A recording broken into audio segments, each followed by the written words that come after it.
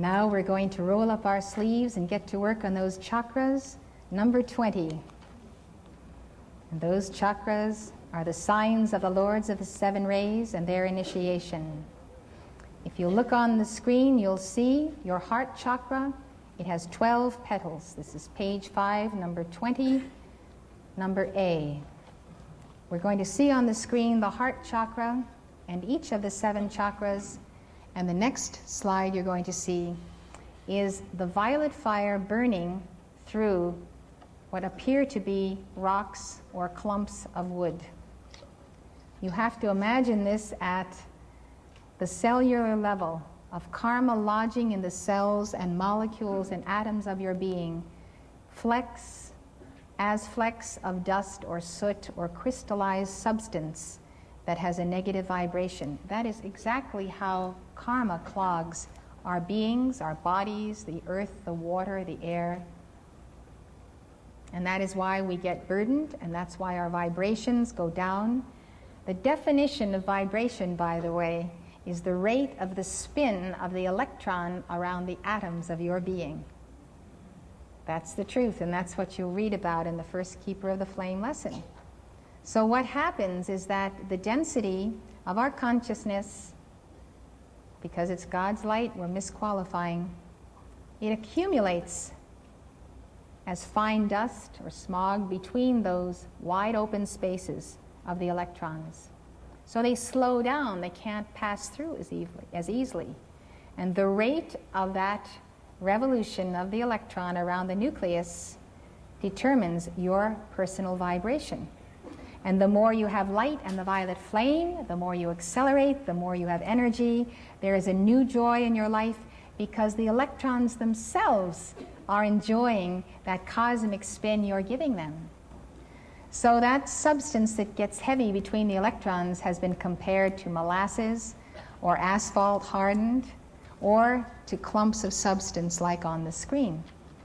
So if you look at the chakras on the chakra man, whom we'll put up now and you see on the very front of your booklet, see where those chakras are in your body. Where they are in your body means that if you have problems in that area of the body, you are dealing with the karma you have made on that ray which corresponds to that chakra. So if you have a problem, let's say a chest problem in the lungs, you would associate that with the heart chakra and the throat chakra. So you would look for the clearing of those 2 chakras and also a scientific application of diet.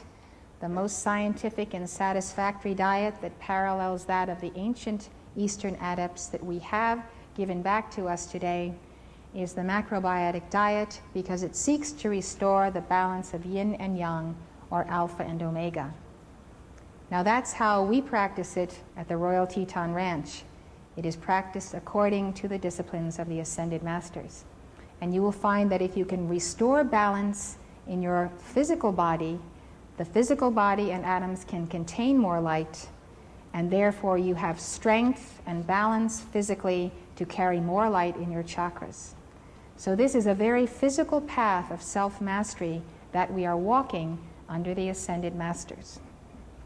So we're going to take number 20. We're going to say, I am a being of violet fire.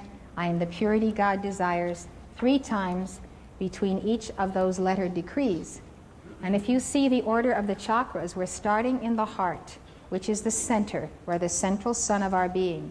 And we're creating a spiral. The spiral goes through the throat, which is the 2nd chakra, the solar plexus, the 3rd eye, the seat of the soul, the crown, and we arrive at the base chakra of the Divine Mother, where we are ready to give the bija mantras, or seed syllables, for the raising of that sacred fire.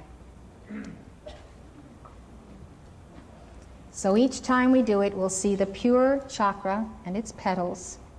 Just for your information, the heart has 12, the throat 16, the solar plexus 10, the 3rd eye 96, the seat of the soul 6, the crown 972, and the base 4. Now the number of petals to the chakra determine its vibration and therefore the plane of heaven that it corresponds to. So the very base of the spine has the fewest petals because it relates closest to the physical octave, because it is the Divine Mother's light and life force that sustains our very physical bodies. So as you get higher and you get 972 petals, which is the 1,000-petal lotus, you really have a tremendously high pulsating frequency that can be in that crown chakra. So here we go. Look at the chakras, look at the violet flame, and visualize it blazing through those organs and cells that are near that place in your body. Beloved mighty I Am Presence, beloved Holy Christ Self, beloved Saint Germain and beloved Zadkiel, come forth now in the victory of the God flame. Seal us in the violet flame. Purge and purify us. Consume now all that is less than our Christ perfection. Transmute that energy and bless all life by its purity. Send it forth to our great causal body of love as the harvest of our good works on earth. Therefore we say together, I am a being of violet fire. I am the purity God desires. I am a being of violet fire. I am the purity God desires. I am a being of violet fire. I am the purity God desires. My heart is a chakra of violet fire. My heart is the purity God desires. My heart is a chakra of violet fire. My heart is the purity God desires. My heart is a chakra of violet fire. My heart is the purity God desires. I am a being of violet fire. I am the purity God desires. I am a being of violet fire. I am the purity God desires. I am a being of violet fire. I am the purity God desires. My throat chakra is a wheel of violet fire. My throat chakra is the purity God desires. My throat chakra is a wheel of violet fire. My throat chakra is the purity God desires. My throat chakra is a wheel of violet fire. My throat chakra is the purity God desires. I am a being of violet fire. I am the purity God desires. I am a being of violet fire. I am the purity God desires. I am a being of violet fire. I am the purity God desires. My solar plexus is a sun of violet fire. My solar plexus is the purity God desires. My solar plexus is a sun of violet fire. My solar plexus is the purity God desires.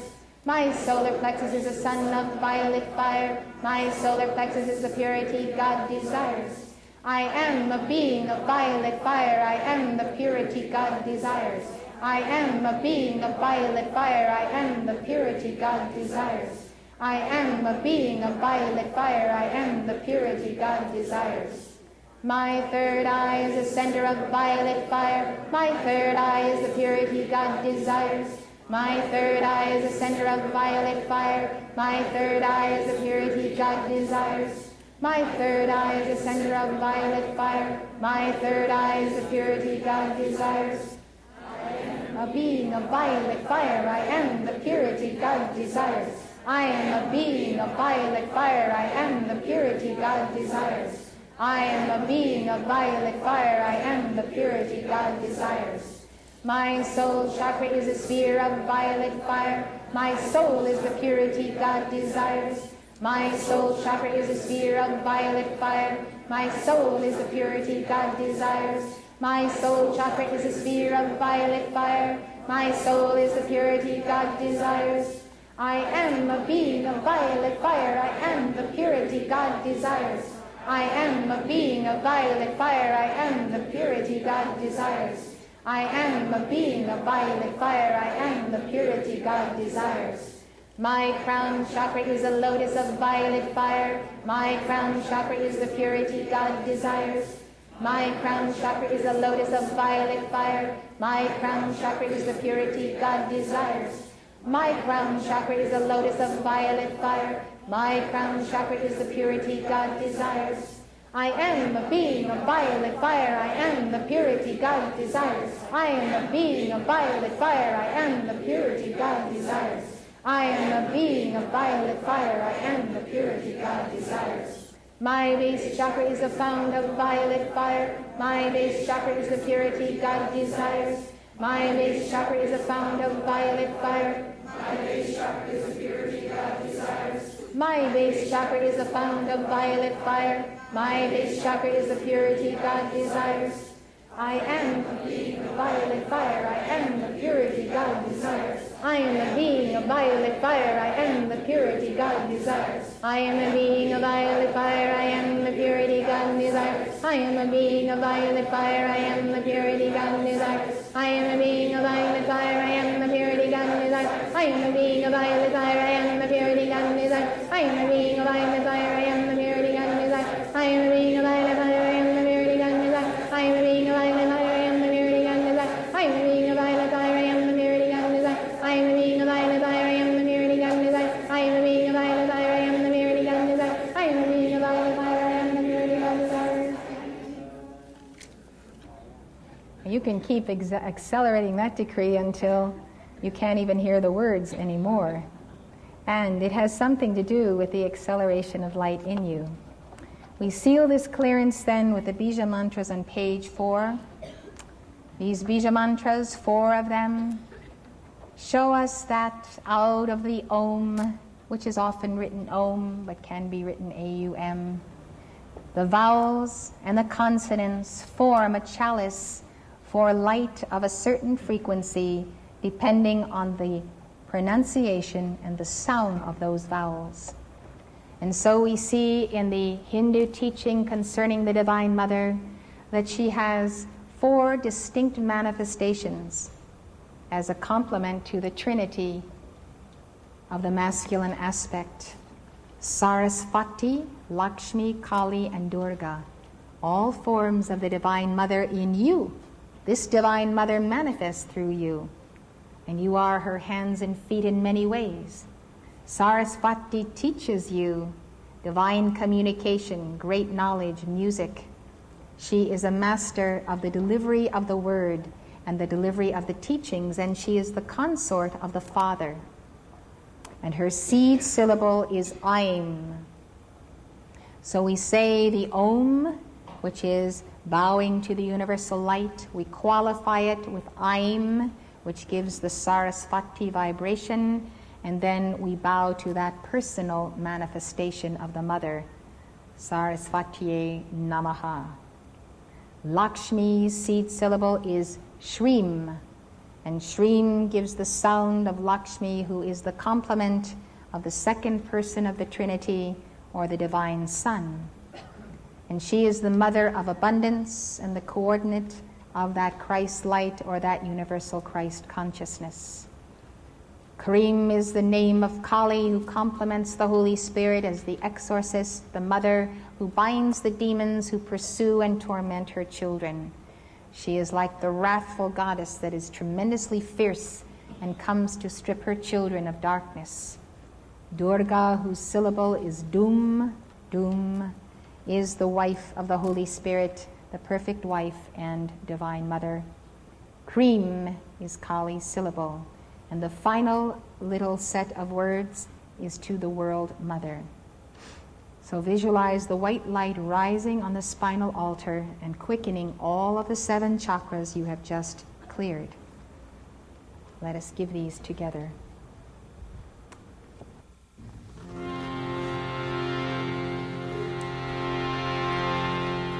Om Aim Sarasvatye Namaha.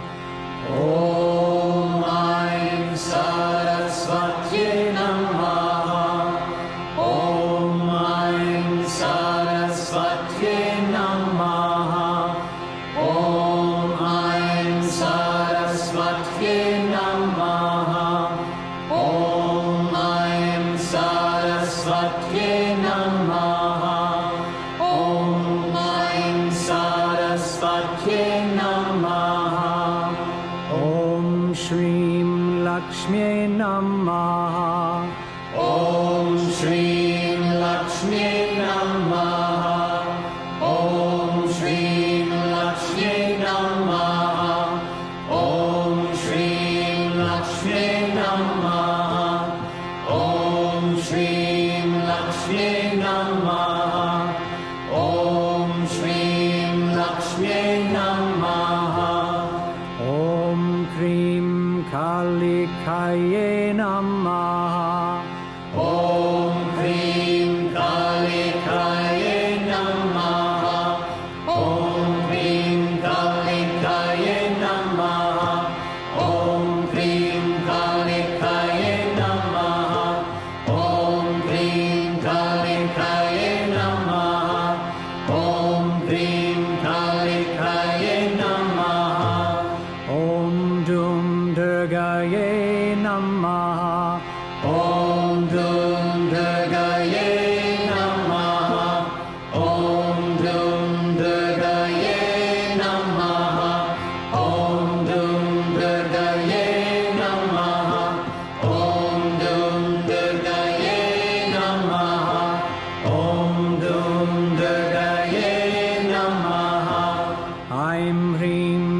Hrim Chamundaye Viche. Aim Hrim Hrim Chamundaye Viche. Aim Hrim Hrim Chamundaye Viche. Aim Hrim Hrim Chamundaye Viche. Aim Hrim Hrim Chamundaye Viche. Aim Hrim Hrim Chamundaye Viche.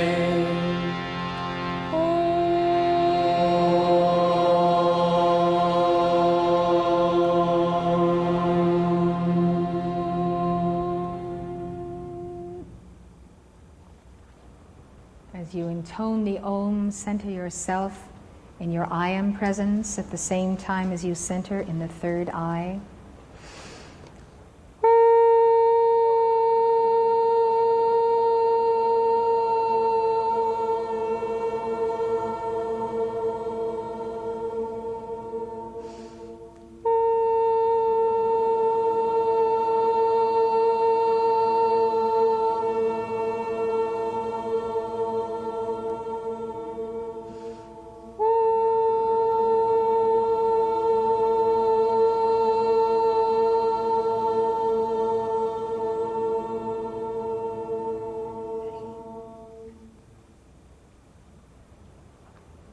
If you turn back to page 3. Number 1, the hymn to the sun. First, look at your I Am presence on the screen. And then, beyond the I Am presence, look at the sun behind the sun, which is the point of our origin in the very center of all cosmos, in the beginning with the Word.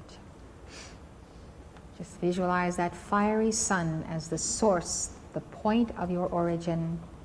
And let us give number 1 on page 3, the hymn to the sun.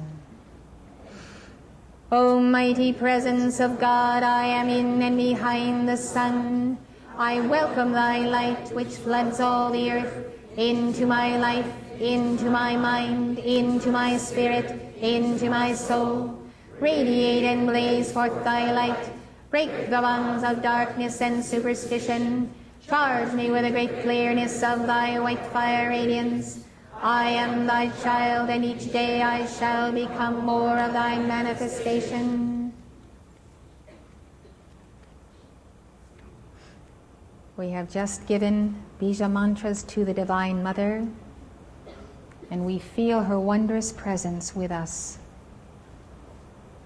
I want to tell you that the sounding of the Om draws the soul right back into that fiery spirit of the I Am that I Am, the sun behind the sun, to the point where in the beginning was Brahman and the Word, and without the Word was not anything made that was made.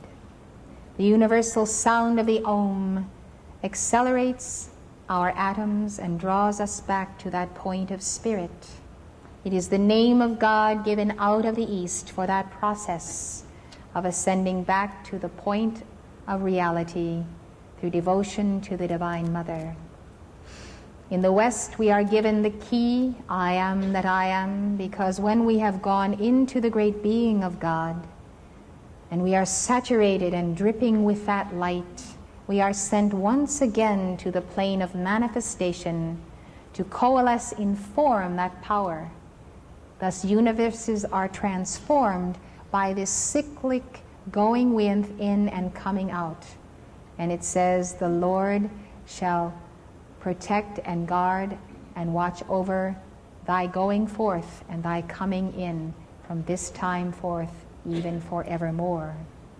So the moment we say, I am that I am, the fruit of our meditation in the Om comes down into the physical, and we begin to master the physical environment, the physical octaves, and the elementals come into obedience to our Christ flame, the beings of fire, air, water, and earth, who must hold the balance for our planet. Now there are devotional songs that we sing to enter the heart of God. We've sung them of the West. I would like to just give you briefly the sound of a bhajan, a devotional song that you will find on page 18, number 70. This is to the universal Christ and his incarnation in Rama, in yourself, and to the twin flame of yourself, the divine appearing of the Father, Mother God in you through this incarnation. Feel the love of your heart weaving a spiral to the highest realms and octaves and vibrations of light. And then you feel the love of God as the universal Christ coming back to you. You can feel the tingling in your crown chakra, the quickening of your other chakras, as by this devotional song of the East, which uses the Om, which is in that tradition, you are realizing the Godhead here below.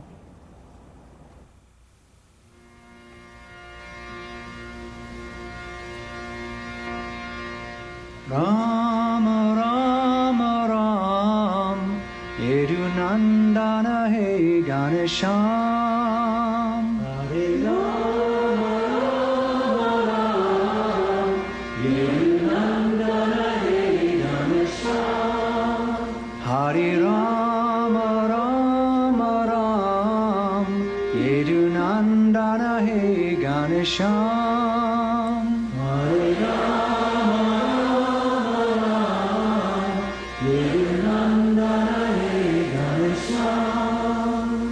Shri Ram Jaya Ram Jaya Jaya Ram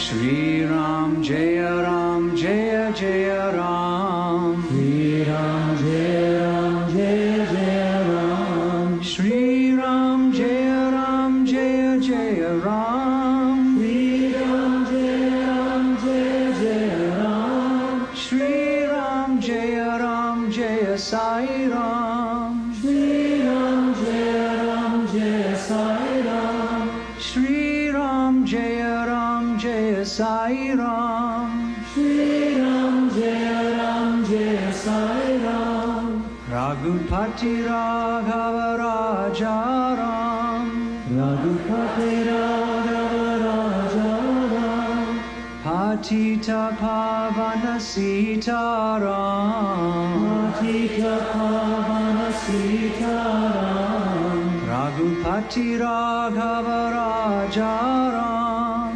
Raghupati Raghava Raja Ram Patita Pavana Sita Ram Patita Pavana Sita Ram Shri Ram Jaya Ram Jaya Jaya Ram Shri Ram Jaya Ram Jaya Jaya Ram Shri Ram Jaya Ram Jaya Sai Ram Shri Ram Jaya Ram Jaya Sai Ram Shri Ram Jaya Ram Jaya Jaya Ram Shri Ram Jaya Ram Jaya Jaya Ram Shri Ram Jaya Ram Jaya Jaya Ram Shri Ram Jaya Ram Jaya Jaya Ram Shri Ram Jaya Ram Jaya Sai Ram Shri Ram Jaya Ram Jaya Sai Ram Shri Ram Jaya Ram Jaya Sai Ram Shri Ram Jaya Ram Jaya Sai Ram Hare Ram Ram. Now we have a 2-cassette album of 2 90s of nothing but these bhajans. And they are a very wondrous part of your devotional path, whereby ultimately the object of your devotion, who is that universal Christ, is realized as oneself. So if you feel the love ray in this song, they are available for your use. Now I would like to talk to you about the perfect master and the perfect crystal for you. I've told you the story of the Lords of the Seven Rays and the specifics of their previous incarnations in this book. This is 2 books in one. The first book goes into the details of their paths of the realization of the light the tests and difficulties they faced and overcame, and what it means to earn one's ascension on that particular path of their service. The second half of the book are the dictations of the Ascended Masters to Mark Prophet and myself that give their profound teachings. I would like you to know that these dictations have been given to us, to Mark Prophet since the early 50s, and myself, who met him in 1961 after I was trained, since 1963. And they come by the Holy Spirit.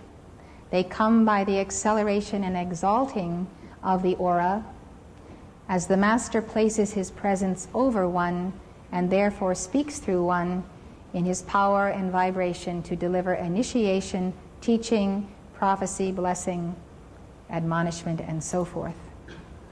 Now this is in the line and tradition of the ancient prophets who gave the word of the Lord, often dictations through them of the archangels.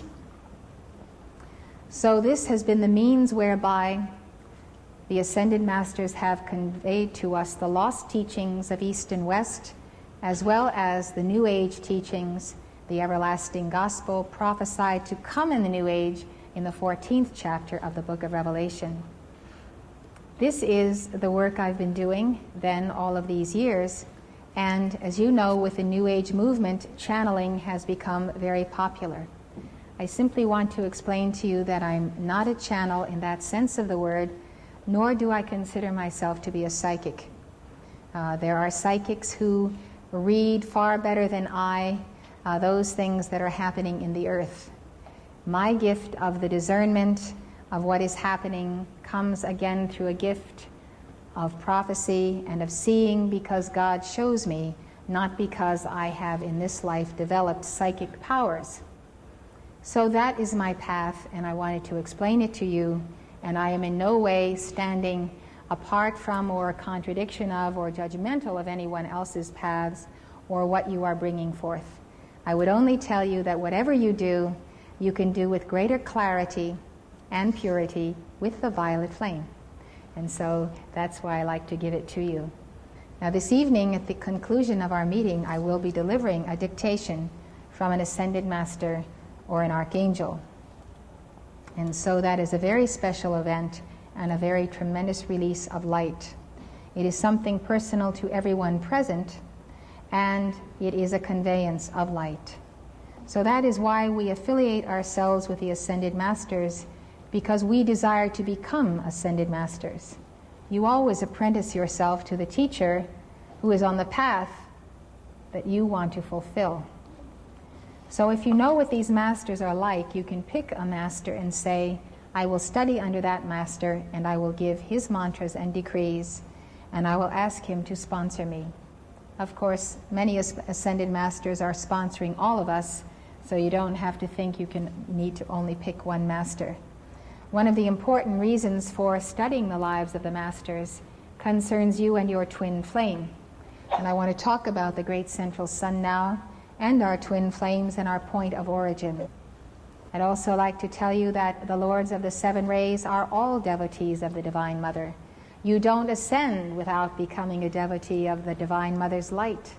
And the greatest of all masters are the greatest devotees of the Divine Mother. And so that is a very fact of existence. And the great beings, the Buddhas and the Bodhisattvas, and those in the higher octaves, all have that tremendous gentleness as well as the tremendous power of the Divine Mother. When you see the Buddha in meditation in his statues, he is meditating on the pure white light of the Divine Mother. He is in love with the Divine Mother as the Divine Mother is in love with the Buddha. And the Buddha is the enlightened one, and you are on the path of becoming a bodhisattva being a disciple on the way to that realization. So you and your twin flame began in the white sphere of being, and you were created by Elohim and the great central sun in the beginning. And male and female you were created, one with a plus and one with a minus charge. And you can see within that sphere center the Tai Chi forming, and it forms by the cosmic spin, the movement of this great sphere of light. God showed me the central sun many years ago and took me up and showed me the mystery of creation. And creation is in the turning, is in the spin of the central sun. And so, as you each have an identity as the plus, the fiery white spirit of the masculine, and then the blue of the feminine and the negative or minus polarity. So it's the father, mother, the masculine, feminine, the yang, the yin, or the plus and the minus. And on these twin identities, the whole cosmos hangs. We have a spirit cosmos and we have a matter cosmos. And so we are extensions of this divine spirit suspended in the matter cosmos, in the great sea of this plane of effect. We are the body of the mother, and the whole physical universe is the body of the mother. When we were created in the beginning as twin flames, remaining in this circle of fire, we journeyed together through those 7 concentric rings of light, spending many cycles in each of those inner spheres, gathering skeins of our cosmic consciousness on those 7 rays and 5 secret rays whose bands are shown on our chart just as the white because they are closest to the center, they are at another angle, and they are called the secret rays, and they correspond to the secret ray chakras, 1 in each hand, 1 in each foot, 1 corresponding to the 8th ray chakra of the heart. The places where Jesus was nailed to the cross on his hands and feet, where the spear pierced the side in the direction of that secret chamber of the heart, show us those secret ray chakras, and that the crucifixion itself is an initiation on those 5 rays. For that very purpose, Saint Germain has required that I wear these gemstones on each of my 5 fingers, so that in the mudras of the Divine Mother, I am releasing that light, or he is releasing it through me, through these particular focuses. Now, at the conclusion of the dictation this evening, I'm going to be taking this emerald crystal that Saint Germain secured long ago for me for the sealing of the 3rd eye. And this crystal corresponds to the 5th ray, which is the emerald ray. It is an emerald, and you can see it on the screen as you can see it in my hand. This is a very interesting crystal because from particles of real emerald, it is placed in a tray in a laboratory in certain chemicals, and it grows. This little crystal grew in 9 months. So you see, a crystal like this, of course, would be out of the question for any of us if it were raw from the earth. But created in a laboratory, it is accessible to us. Now, the emerald is always used in connection with the 3rd eye. And this initiation, which Saint Germain gives you at the end of this evening, is prophesied in Revelation 7. It's called the sealing of the servants of God in their 3rd eye. And it comes at the end of the age of Pisces, after the 4 horsemen of the apocalypse are riding through the land and delivering their karma, delivering the karma of the nations upon them. And there begins to be a great disturbance in the elements and the great winds. And an angel of the Lord appears and he says, "Hurt not the earth until I have sealed the servants of God in their foreheads."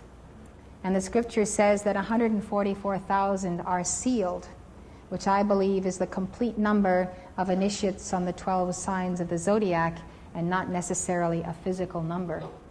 But for many, many years I've been traveling around the world giving these teachings and placing this emerald to the 3rd eye at the conclusion of the evening.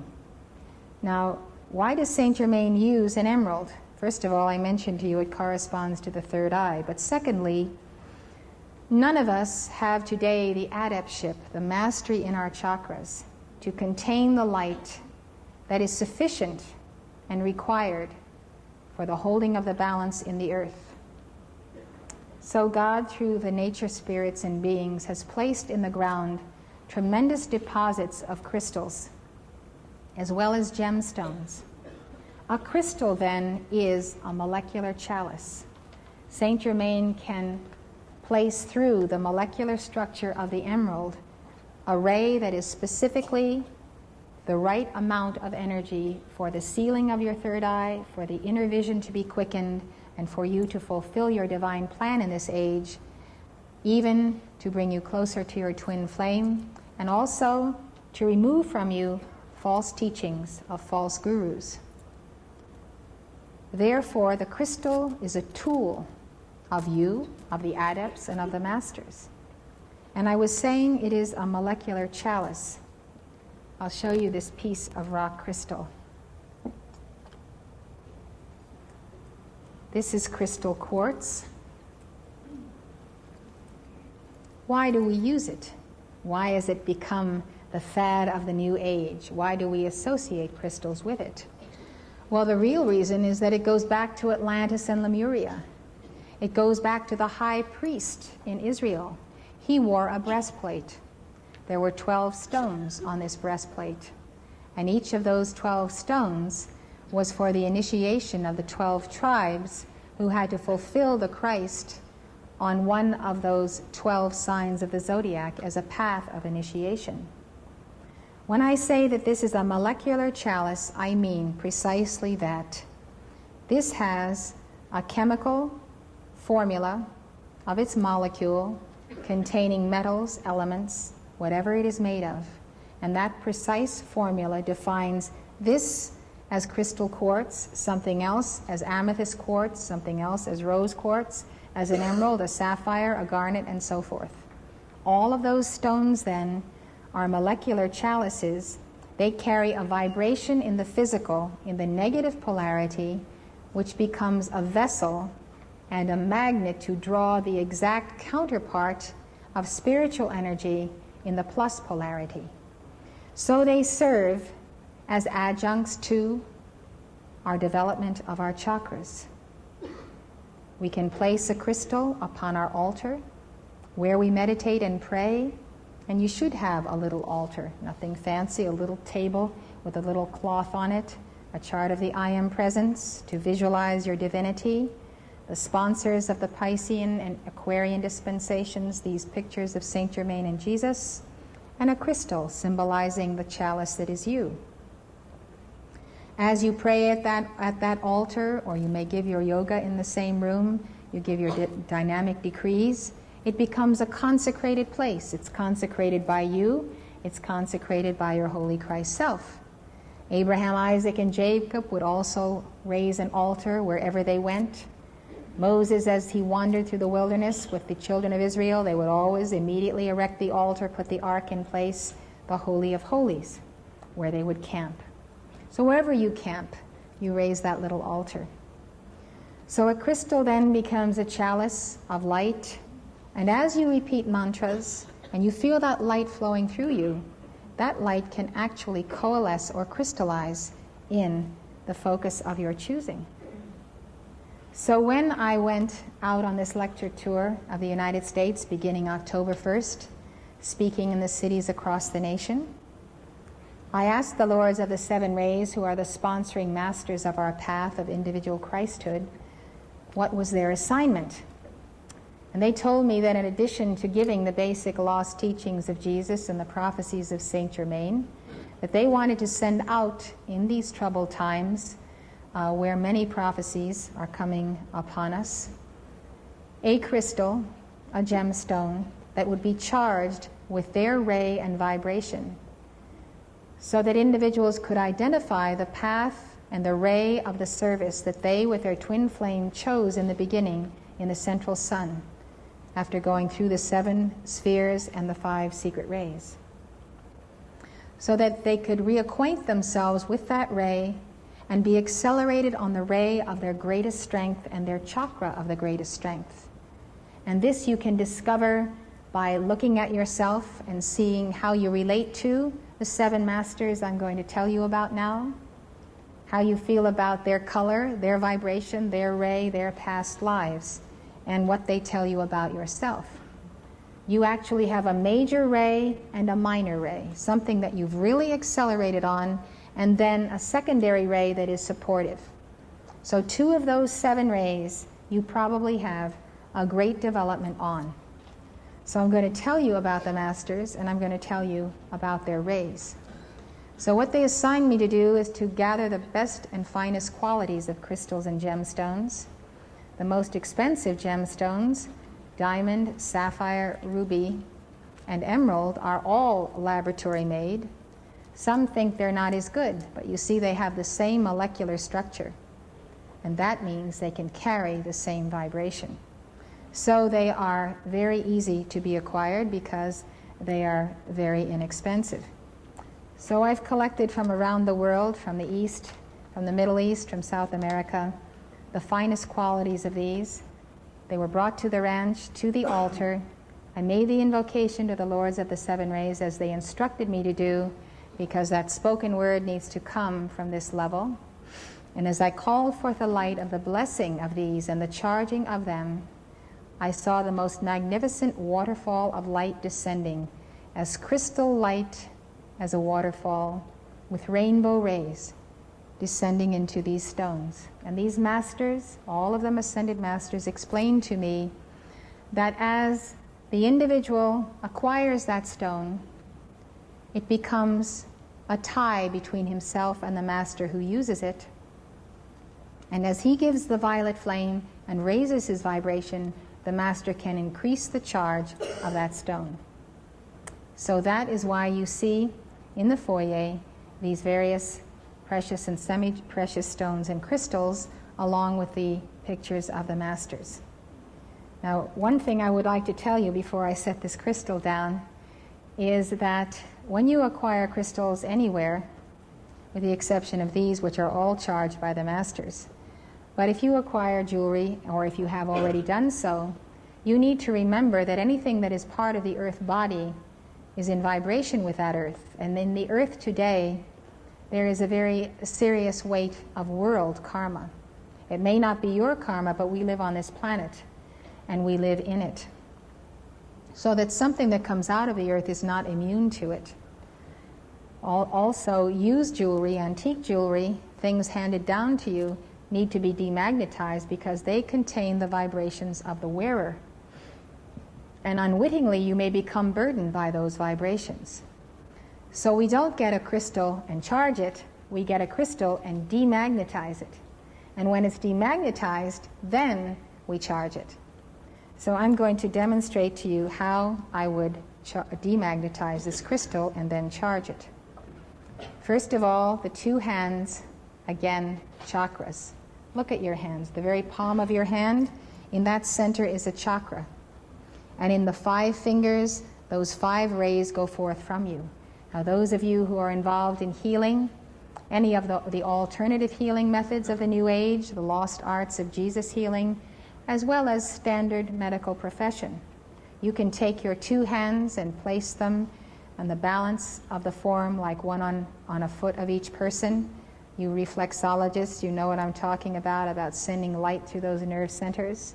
You can put 2 hands on someone's shoulders, on the back, or take their hands, and you can call for the light from you to activate and intensify in them, especially even in an emergency situation while you are waiting for professional help to arrive.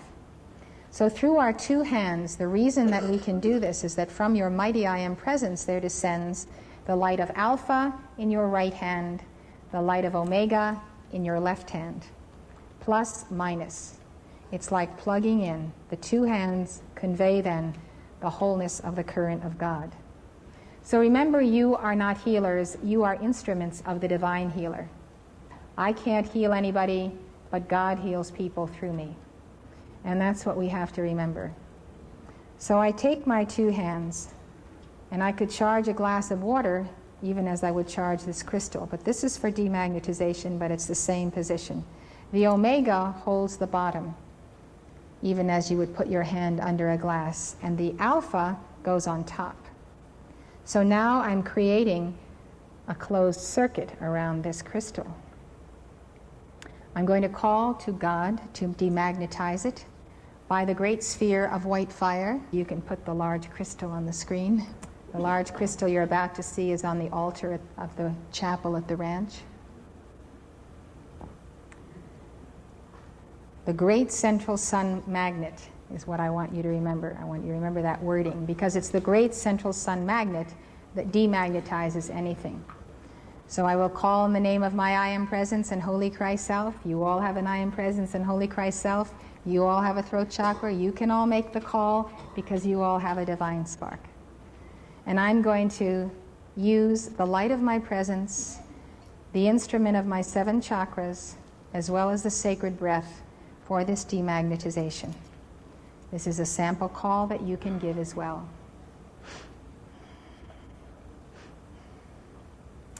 In the name of Almighty God, in the name I am that I am, I call forth light. Demagnetize then this crystal. Demagnetize it of all vibration, out of balance, out of alignment, all karmic records of the planet or the area where it has been, all hands that have touched it, all human vibrations, anything less than the Christ.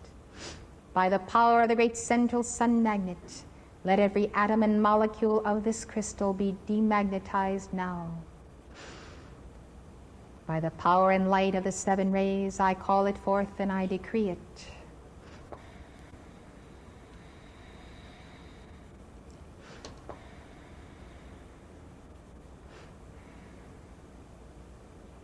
And I accept it done in full power, and I thank thee, O God. This is cleared just as you would clear a computer.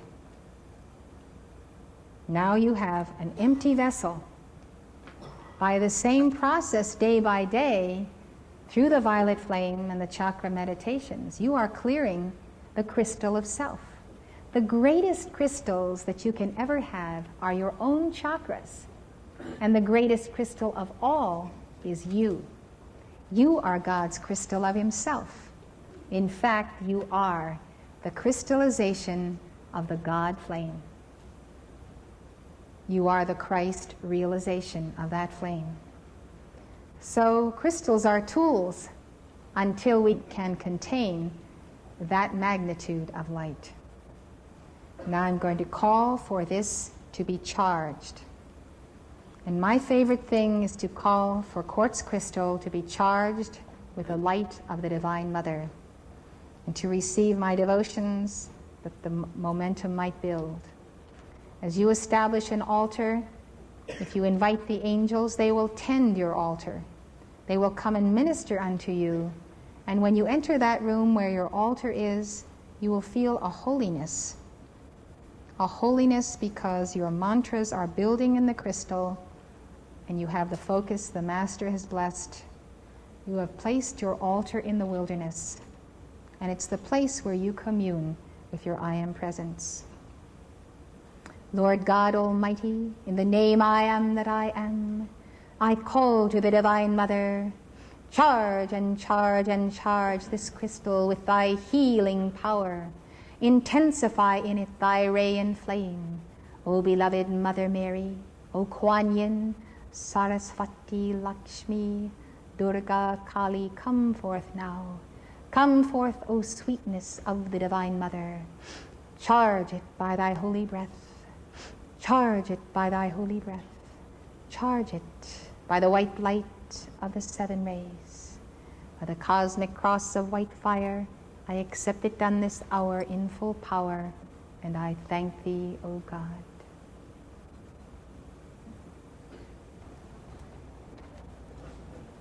I would like to run through these masters. We are always under the cudgel of time. People say to me, what do you talk about for 5 hours?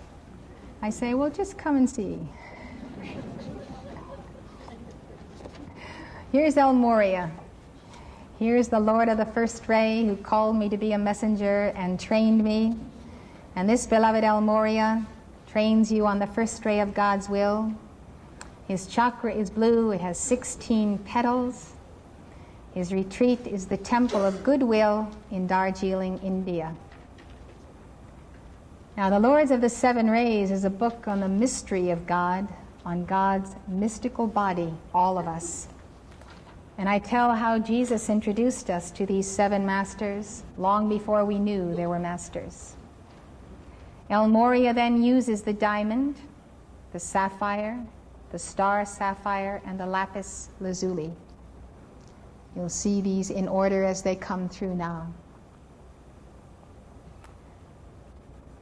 He also uses quartz crystal, as all masters do. He uses all of these to focus the ray of God's will. El Morya was embodied as Abraham. Abraham, you will recall, met Melchizedek. After he was victorious in battle, he tithed to him, the great initiate, Melchizedek. He was Melchior, the wise man, one of the 3. It was Dwal Kul, DK, Kutumi, KH, and the master M. El Morya, who were those 3 wise men who by astronomy followed the star, and the star over Bethlehem is the great causal body of the I Am Presence of Jesus, so intense that it could be seen. The star of your causal body, announcing the birth of the Christ in you, is over you now. Morya was Arthur, King of the Britons. He was St. Thomas Becket and St. Thomas More, and he was Akbar, the great Mughal Emperor of India. He was a statesman. He is a first-rate person of a Mercurian mind, quickness in action, always practical, always organizing to get things done. If you have first-rate qualities, you have an extraordinary energy and power, you are in action constantly, and you are a person that can always organize, administrate. You may be in law, you may be in any area of life, but you are active. And you love the inner blueprint of life, and you love it as the will of God, whether you call it that or not. El Morya trains you in the mastery of the power of the spoken word and being a co-creator with God. We're going to take a break shortly, and I'm going to give you a wonderful meditation of El Morya when we return. So that's the path of the first ray master.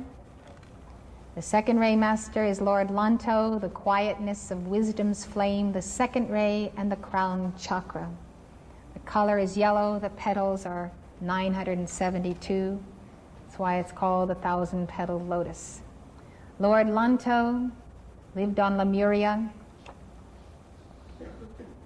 as a high priest in the temple of the Divine Mother, and today he uses the Grand Teton in Wyoming, where the Royal Teton Retreat is, to teach souls. He trains us to receive gifts of the Holy Spirit, the word of wisdom and word of knowledge, even as Morya trains us to receive the gift of faith and the gift of wisdom. Lord Lanto uses the yellow diamond, the yellow sapphire, the topaz, and the citrine quartz. These are all used to focus and to attune and quicken your crown chakra. At Summit University, which is a 12-week retreat you can spend at the ranch studying these teachings, there is a yellow topaz that is used for the touching of the crown chakra and the quickening of that chakra by the Holy Spirit, the great Lord, the Maha Kohan. Lord Lanto was a contemporary of Confucius, and Confucius considered himself his pupil. He was the Yellow Emperor, the Duke of Zhou, and he wrote the Yellow Emperor's Classic of Internal Medicine. It discusses the balance of energies and their transformations through the body in the macrocosm and the microcosm, and based on its teachings, the macrobiotic diet has come down to us from that ancient understanding of our bodies. He is one who sponsors teachers, sages, philosophers, those who love to study and give knowledge and carry that illumination forward. They are the repositories of the wisdom of civilizations. If you are a teacher or a student or love to study and learn, you have development on the second ray, and you find the second ray a relief from the first ray, which is so active energetically.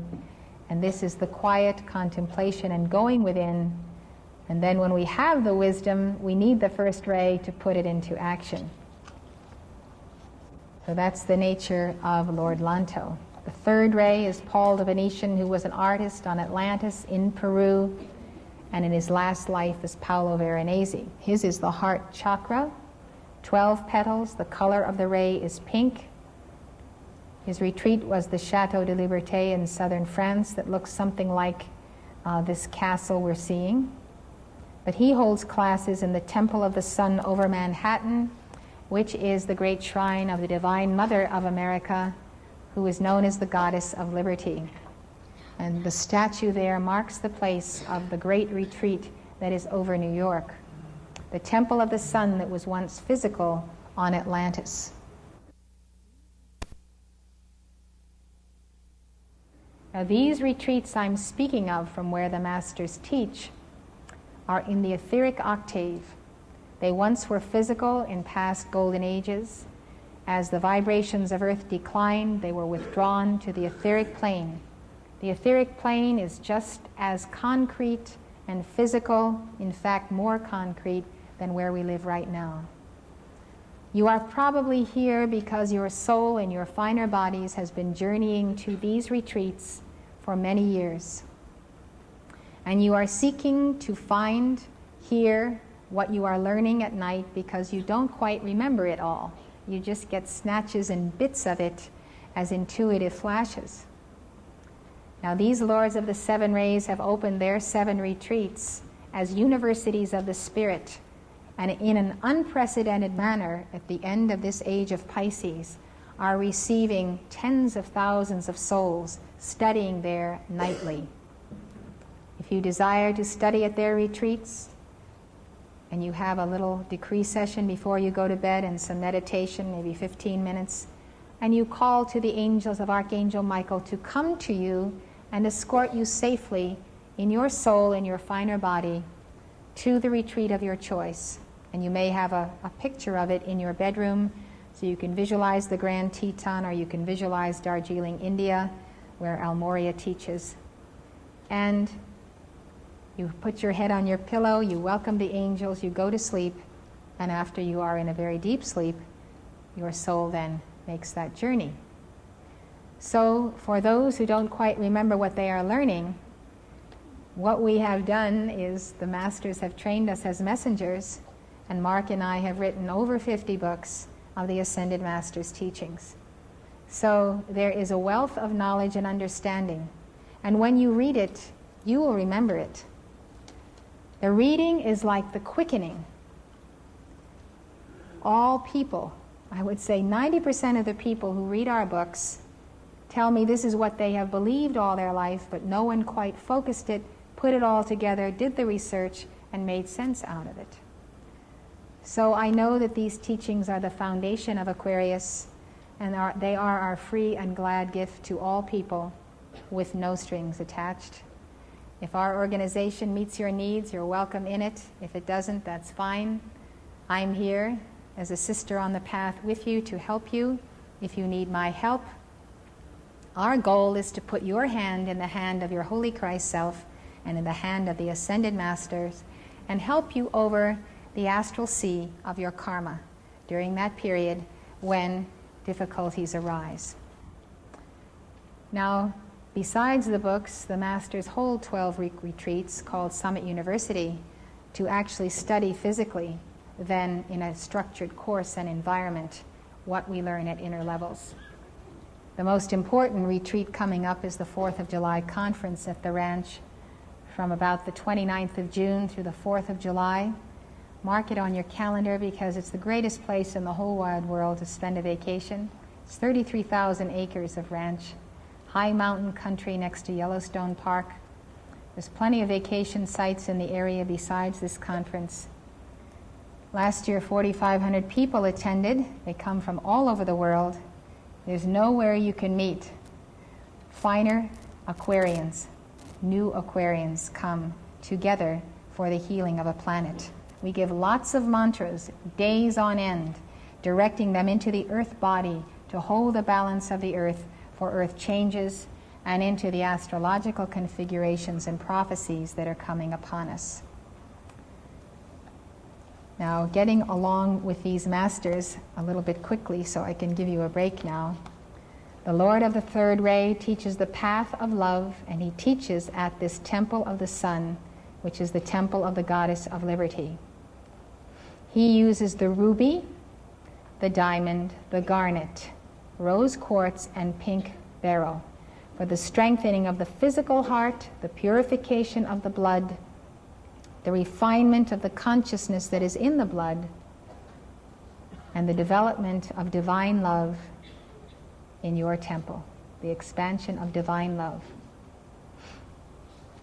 He is the great artist, and if you have artistic talent, even if it's undeveloped, if you love beauty and you love love and you love to be expanding your heart and directing light, if you are creative in any sense of the word, you have elements of the third ray of God's love and divine art and beauty. It's the ray where you realize the Holy Spirit. The fourth ray is the base of the spine chakra, the white light of the Divine Mother. The master is Serapis Bey, the great master of the pyramids, whose retreat is at Luxor, Egypt. He bore the flame of the ascension from the Ascension Temple on Atlantis before Atlantis sank. And he carried that flame to that place of safety and established his retreat. He re-embodied there as the Egyptian pharaoh on Amenhotep III, 1417 to 1379 BC. He brought Egypt to its height of diplomatic prestige and prosperity. He is the divine architect. If you are an architect and love excellence and inner design and are always seeing the inner design of an event or of a building or of an invention or of yourself, you love Serapis Bey because he is pure white fire discipline, and he teaches you the highest levels of excellence. He built the temple at Luxor, and it is a book that explains the secret functions of the organs and nerve centers. He was Leonidas, the king of Sparta, in 480 BC. He and 300 of his countrymen defended the pass of Thermopylae against the invading army of the Persian king Xerxes. They stood fast in their white fire, and they gave their lives for the continuation of their country. Serapis Bey uses the diamond, the pearl, the zircon, and the quartz crystal. His is the path of the ascension. He receives you at Luxor to prepare you for your ascension in this life.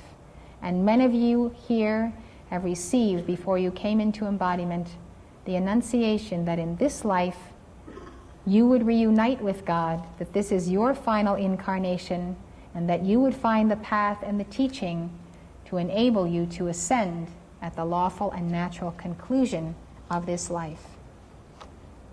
This is the path of the devotion to the Divine Mother, as we said before.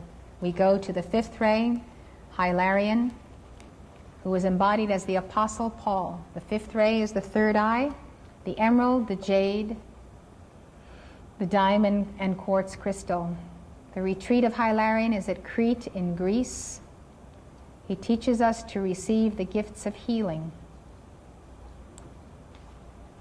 In my book, I have gone into detail of the life of the Apostle Paul, and his next embodiment after that is Saint Hilarion, who was a great healer in his day.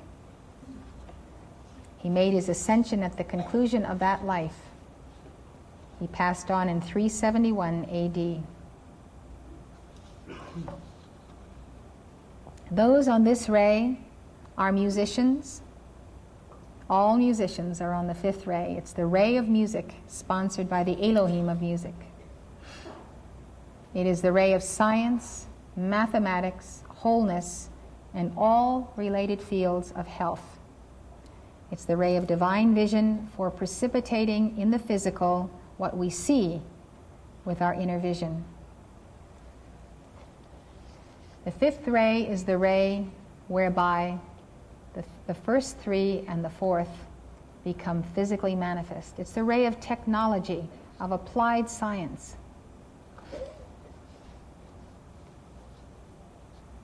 People on this ray have energy and zeal, and they have to be bringing things into form. They love green. They love plants. They simply love science in all of its wonders and aspects. The sixth ray is the Lady Master Nada, the solar plexus that is purple and gold, 10 petals. She uses the topaz, ruby, alexandrite, and diamond with pearl. She was at one time the master of a healing temple on Atlantis that exists today in the etheric octave over New Bedford, Massachusetts, and the entire Massachusetts area. You notice many, many medical centers are there. That is the influence of that retreat. She also was an attorney and a judge. She defends the oppressed and the poor. This is Jesus' ray and the ray of the sixth ray of Pisces. And on this ray, this is people helping people, public servants, those in social services, counseling, psychology, family problems, children's problems, people who always have to be helping other people. Love the ray of Nada. Each one of these allows us to realize our Christhood in the area of activity that we love most and do best in. So we're not all carbon copies of Jesus by any means.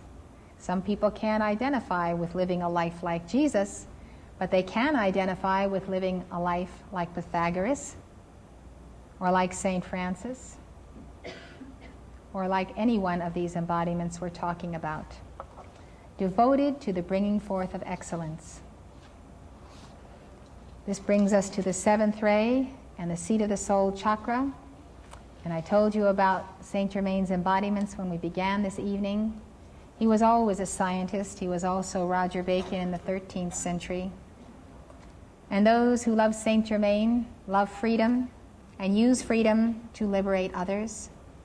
They are free spirits. They are alchemists. They are inventors, innovators. They always have the new and avant-garde approach.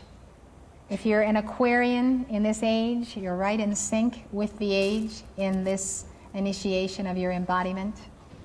I have some Aquarians in my family, and they always amaze me at the uniqueness of their approach to anything. They always think of the thing that nobody else thinks of. Now, this is the priesthood of the seventh ray. Melchizedekian priesthood involves the priesthood of science and religion. Both are the qualities of those who administer at the altar. It is the ray of science and New Age science. Francis Bacon was the father of inductive reasoning. Saint Germain, then, is the great liberator of the age. He comes in diplomacy. He comes to manifest through all walks of life with the spirit of freedom. Having so said, I invite you to sing to the Lady Master Nada and take your break and get some fresh air, have a good time, and be sure to come back. The best is yet to come. Nada's song is on page 8. You can sing it or just listen to it as you go.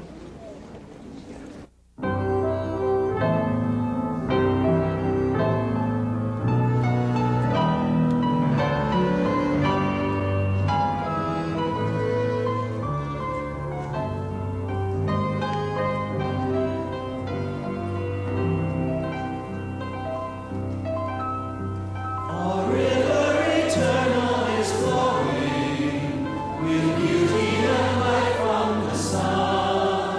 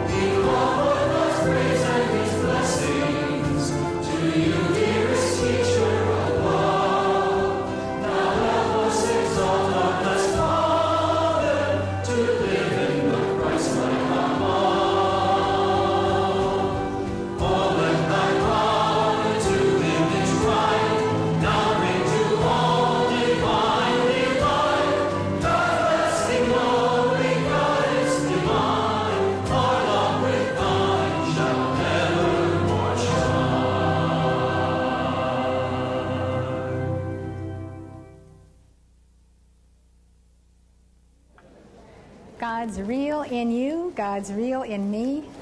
Let's say it. Page 34 in your mantra booklet, the very last page. If you're stuck on the floor and can't move, you don't have to stand, but the rest of you can stand.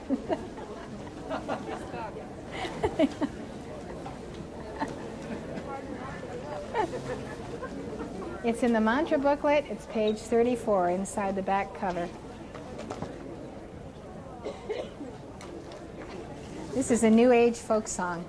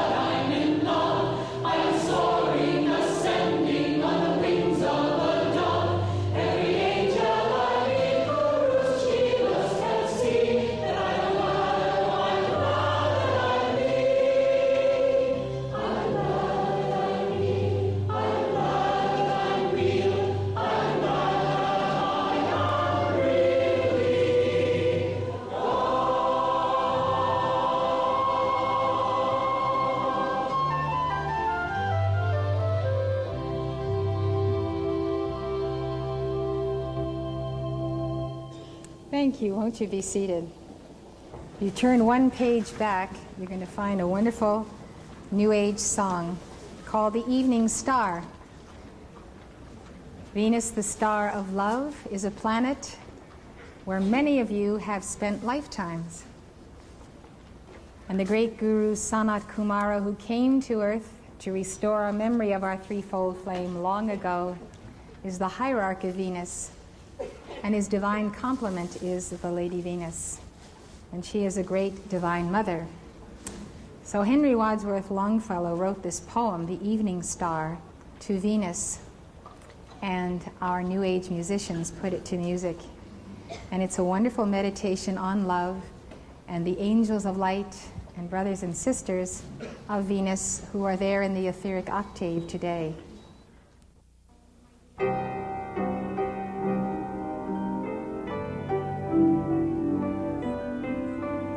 Page 32.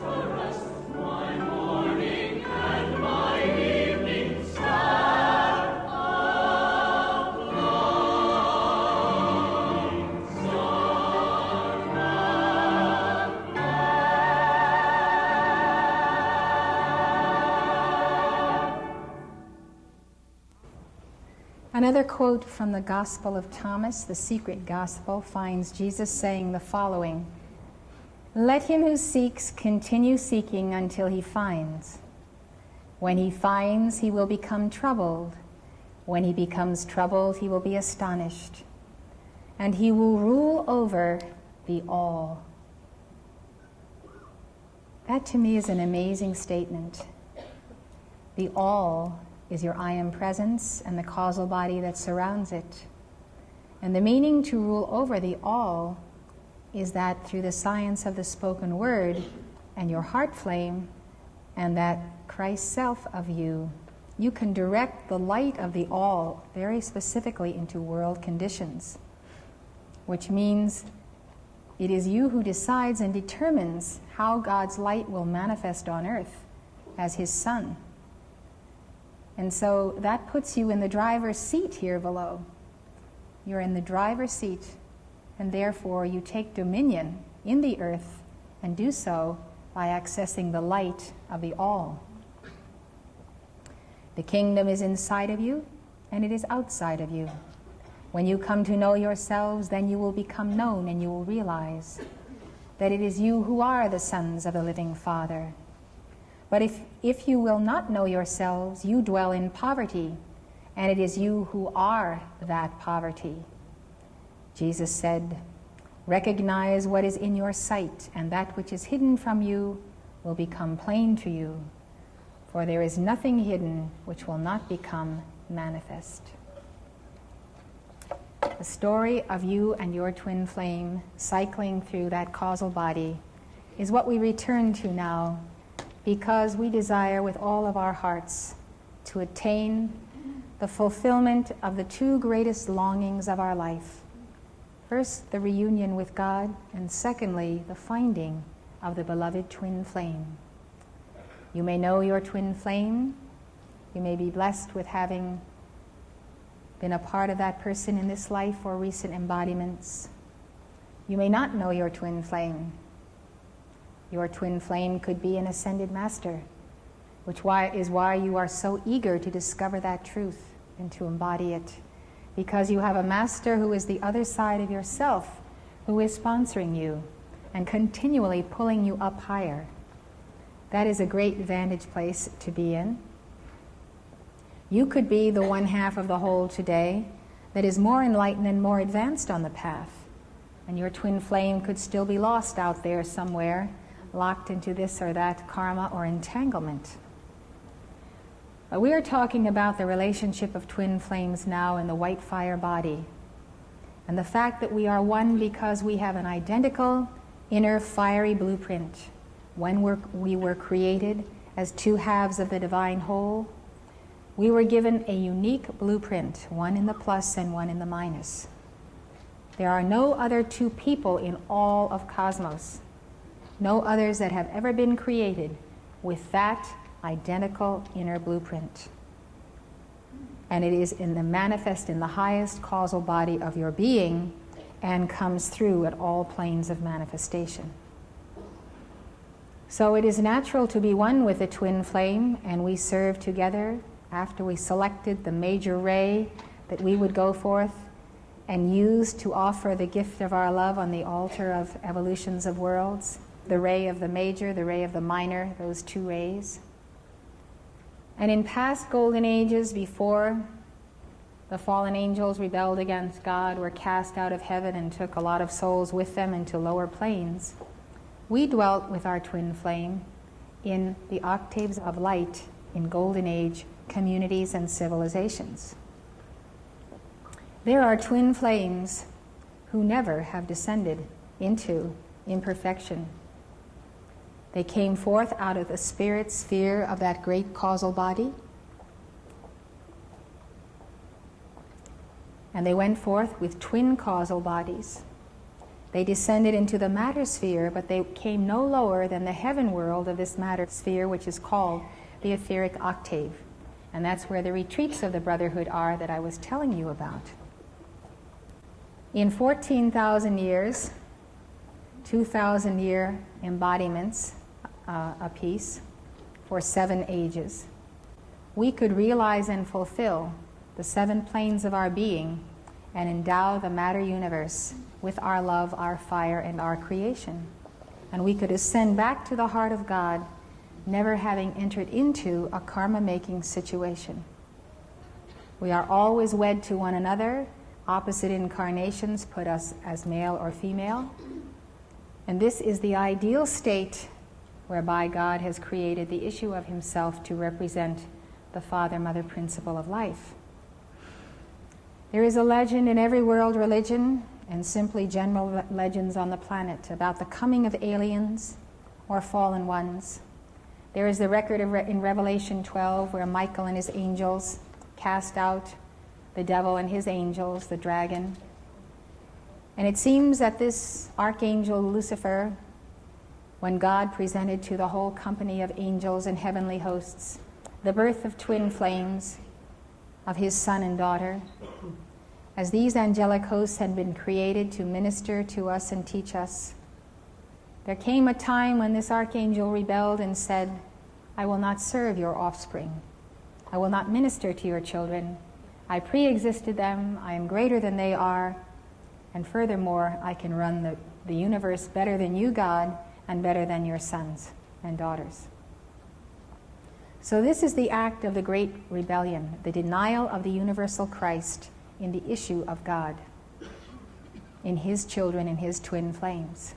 And that great rebellion is the definition of absolute evil, because it is the denial of absolute good, or the Christ in you. There is absolute good in this cosmos, and it is God, and every emanation of himself that is in us. And there is absolute evil in those who have made war against him, and against the Divine Mother in heaven who gives birth to the man-child recorded in Revelation 12. The man-child is the universal Christ. So that absolute evil in these angels is a given and a fact of life that we have to deal with as we enter the new age. Remember, the war began in heaven in the etheric octave with a great rebellion. And God and his angels saying, this evil may not abide in this high vibration. It must be cast down to the lower vibration. So they were cast down into the earth, into this dense matter that we are now in, and they were cast into physical bodies such as we now wear.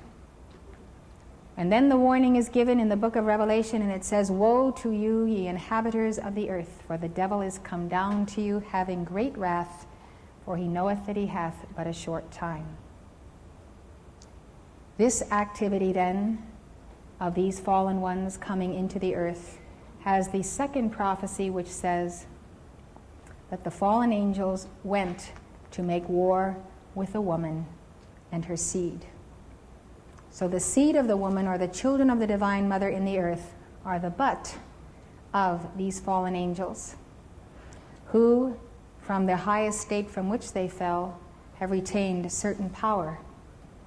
They occupy power in the earth, in the establishment, in the banking houses east and west, in the governments of nations, in the control of people, economies, populations. They're in control in more places than you realize. We all have a sense that there's an establishment there. There's an order of people who somehow control things, who don't always have our best interests at heart. Well, now we can define a certain life wave and evolution and understand that no matter how they look or how they smile and glad hand and make all their campaign promises or whatever else they're doing, and I'm not saying that any of those candidates may be in this category, but they certainly have been from time to time. They always act against the expansion of the light in the people and for their gain of money and power and control. So we've been watching this in all walks of life for centuries, and if you study history, you can always see that certain key individuals were responsible for the downturn of civilizations, the fallen angels, and certain key individuals have been responsible for the moving up of civilizations. And they are the great Christed ones who have come to save us from these fallen ones. Today it is our hour to raise up the light within ourselves to be true shepherds and ministering servants. What happened to us then as we were in the first octaves of light, the etheric plane, is described in the allegory of Genesis. The Garden of Eden is a mystery school. The Lord God who walks and talks with us in it is the cosmic Christ. And Adam and Eve are archetypal profiles of twin flames. In fact, there were many twin flames in this and other mystery schools. The ones called serpent are fallen angels who had great attainment in the raising up of the Kundalini and the sacred fire in the temple. And that is called the serpent fire, so they're called serpents. They had the mastery of the crown chakra, and they turned inside out the mind of God and used it for philosophical systems, political systems, all kinds of perversions of the true path to enslave us. They came with their initiation, the fruit of the tree of the knowledge of good and evil, and offered it to us before we had partaken of the fruit from the teacher, the living guru. Had we received that knowledge after the realization of our full Christ consciousness, it should not have divided us. But because the false guru and the false initiator moves in just before the true initiator is come, and that happens in every century, that fruit and partaking of it gave us the sense of duality and relativity, like two-eyed vision, no longer seeing the pure absolute good. And with that lowered vision and that sense of relative good and evil, we descended. We lost the etheric estate and we felt naked because we were no longer clothed upon by the light of that living teacher, and the light and the path of initiation. So we were sent into a lower density, and instead of now learning our lessons by the teacher, who would teach us right and wrong, good and evil, and take us all the way through an understanding of absolute evil, but without the necessity of experimenting with it, experimenting with unreality as we do today. So, the choice of free will that we exercised is to learn our lessons by our karma instead of directly face to face with the great master who was our teacher. So the words in Genesis is that they were sent from the garden lest they should eat the fruit of the tree of life and live forever in their imperfect state. The highest initiation we can receive is to receive the fruit of the tree of life. So we learn by the law of karma, by cause and effect, by trial and error, by free will, in a state of ignorance, clothed upon with our own density of centuries of karma. Now what happened to us in the course, we went forth, and when we left Eden, we were together with our twin flame. But as the lifetimes unfolded, and we got mixed up and entangled with this and that fallen one or fallen angel, we made karma with other people. In making that karma, we either had to be in their families or be with them. What happened to us is we got separated from our twin flame, and as embodiments succeeded, and the mists of forgetfulness came upon us, we forgot all about that mystery school, about our origin in the great central sun, about our journey through the great spheres of light, about why we got into this condition here below, and how we were going to get out of it. And that's just about where we find ourselves today. And with the dawn of Aquarius, the quickening, the enlightenment, and the sense of that beloved twin flame and the sense of our God, we're about to turn around and walk that path all the way back home, retracing our footsteps. The going out is easy, but when we turn around and go back, we are retracing those footsteps of our karma, and we have to transmute it every step of the way. So it seems to be an uphill climb, but the winds of Aquarius and the violet flame are in our sails. Now this longing in our heart for the divine union with God and the oneness with the other half of ourselves is certainly a dominant force that impels us professionally, educationally, on the quest, on the search, seeking the perfect relationship. So desiring that twin flame, people have gone in and out of many relationships, thinking they have found the one, and only to come to the realization that it is a karmic situation and it comes to an end. So we understand those experiences. Many of us have been through them.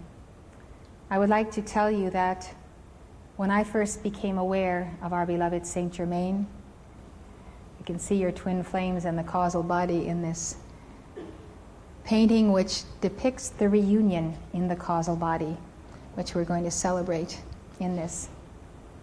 Anyway, at the age of 18, I was going off to college, leaving my home in New Jersey, and I prayed a prayer to God and said, if there's anything you've placed in my home of which I've not availed myself, please tell me. I'm leaving now. I'm expressing my gratitude for my parents and everything that has been done for me, but I won't be coming back. I wanted to be sure that I definitely had not missed anything, any clues to my divine plan that I had to know about. And God spoke to me and said to me to take a certain book off the shelf in my mother's library and to read it. And I had seen that book since I was tiny. And the book always had a presence and an aura that frightened me. It seemed that it was so intense that I was afraid to take it off the shelf. And I would walk around it and look at it and then tiptoe away. So this day, I had to be obedient to that because I had made the prayer and God had answered. So I could do nothing else but take the book off the shelf, open it up, and I saw the face of Saint Germain. And that face became alive and quickened by his presence. The spark went through my being. I leapt. I couldn't believe that I had found this master whom I recognized instantly. And I ran to show the picture to my mother, and I said, here is Saint Germain. I know him. I've got to find him. I know I have a mission that has to do with him. So she said she knew him, but she didn't tell me about him before because I should find him for myself. Well, I set out to find Saint Germain for myself, and it took me 5 years to find him, even though I would walk and talk with him and Jesus every day. And I thought to myself, there must be really something wrong with you that you are not finding this master. Because I knew when the pupil is ready, the teacher appears. So what could I do to get ready? I would pray, I would do everything I knew how to do, and I realized that the key to meeting the master had to be obedience. So I decided to listen to the voice of God within with all my heart, and to respond to that voice and to obey immediately. And I thought as one thing would lead to another, if I would always obey the voice of God, I would get nearer to him and to the master. At this point, I wasn't even aware that there was such a thing as a twin flame. And I had a one-pointed goal in mind, and that was to find the teacher. The teacher who would give to me what I could not receive directly from the octaves of light. I received a lot from Jesus and Saint Germain, but there were things I had to be taught. And our karma gives us a certain spiritual blindness, so we do not see in ourselves what the teacher points out to us needs correcting. So in 1961, by a long circuitous route, I had found students of the Ascended Masters in Boston. They invited me to a meeting and told me that a man by the name of Mark Prophet, who was a messenger for the Great White Brotherhood, was coming to town to give a lecture and a dictation. And I leapt. I was so excited about such an event that I should hear a dictation from the Ascended Masters. And as I entered that room and I sat in my seat that night, and I looked up at him, he was sitting at the altar in meditation.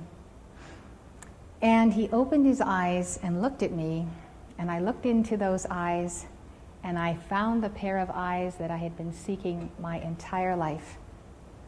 Those eyes spoke to my soul, and I knew that I had found my teacher, and the one that was going to quicken in me the divine memory, what I had to do in this life, how I was going to do it, the teaching I needed to know, and the self-mastery of my being.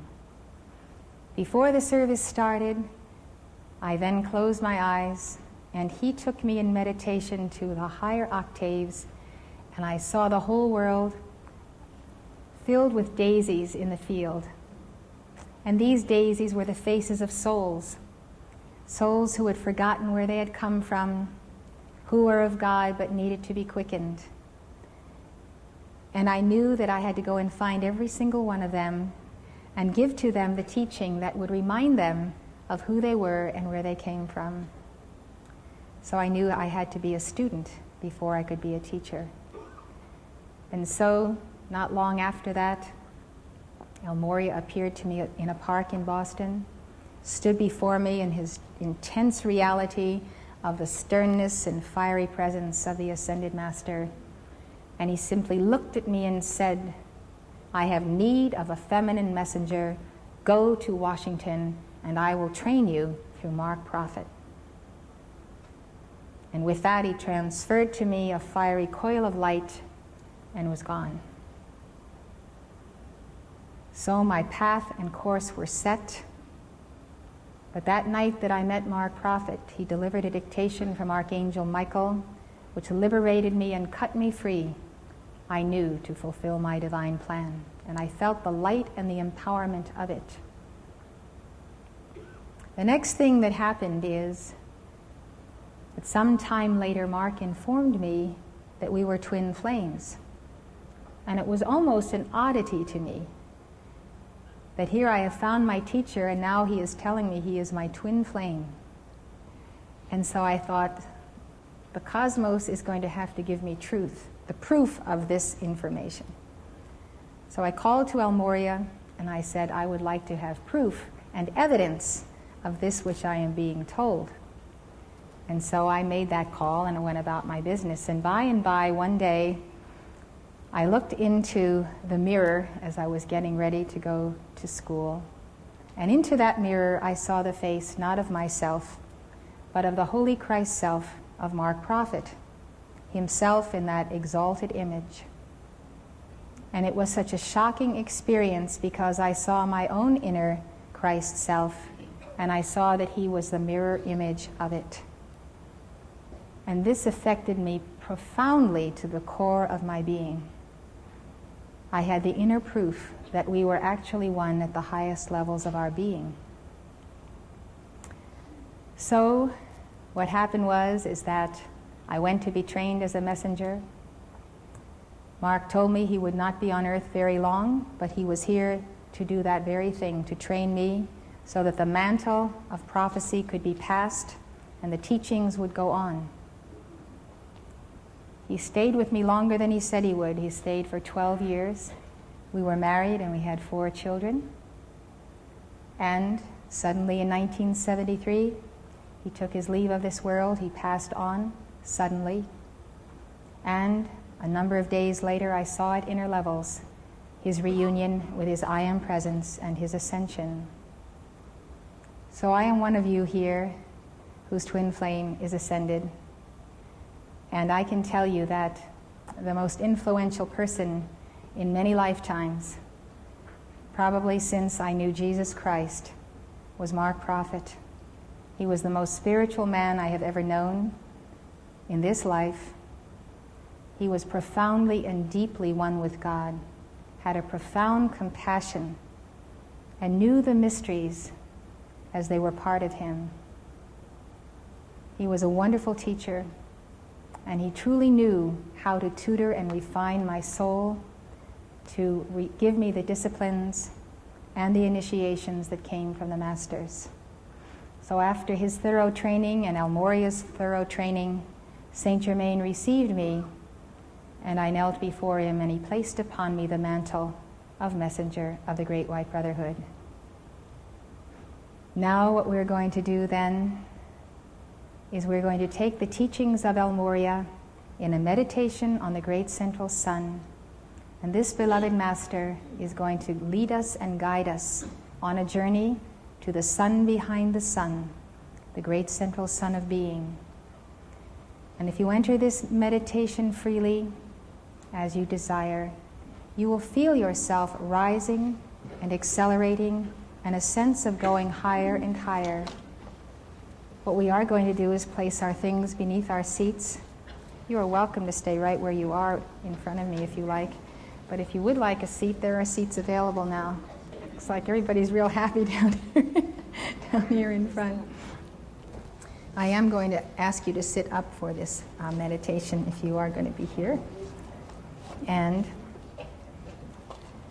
I want to tell you that